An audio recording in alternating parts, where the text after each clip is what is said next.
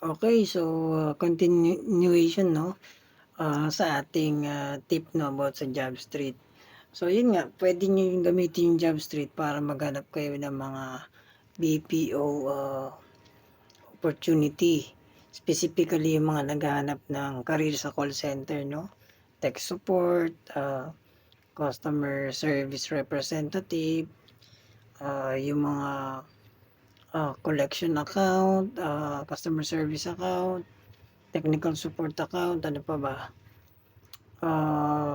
Financial account 'no, meron ding mga ibang logistic account 'no.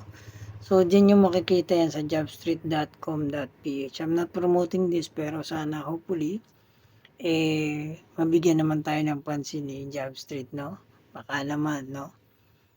Okay, so well, actually, it's not promoting Jobstreet but, I'm just helping Filipino people, yung mga jobless 'no, na gustong mag-start ng kanilang career dun sa call center. Okay.